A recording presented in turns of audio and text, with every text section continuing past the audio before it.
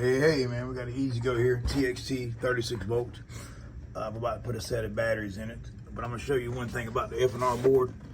A lot of people asking questions. I dropped my phone, man. Hold on, look at it, gonna crack my phone, but it is what it is. All right, man, I'm gonna show you how everything's wired up on the FNR board, 36 volt series. If you look at it, we're gonna start at the top with A, B, C, D. So A is gonna be 12 o'clock, B is going to be 3 o'clock, C is going to be 6, and 9 o'clock is going to be D. All right, your A is going to go to your A2, A1 on the motor.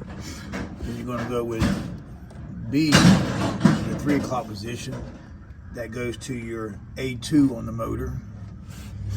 The bottom post, which is C, goes to the B plus of the controller.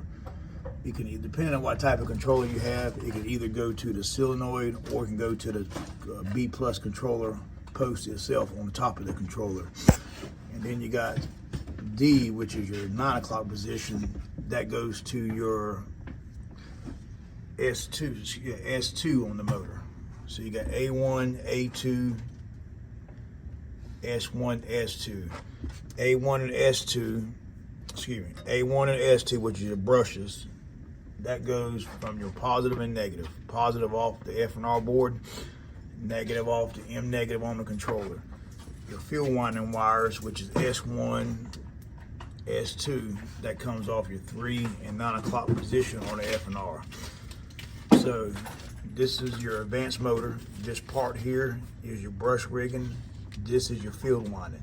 All right, brushes is where the power comes in at. Field winding is what changes the direction of the power coming in. Change direction, that's why you get reverse. All right, man, stay tuned, man. I'll post another video how I'm gonna put these batteries in and we'll post it.